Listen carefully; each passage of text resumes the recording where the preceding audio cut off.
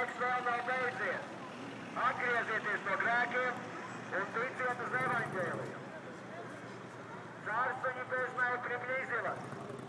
Покайтесь и веруйте в Евангелие.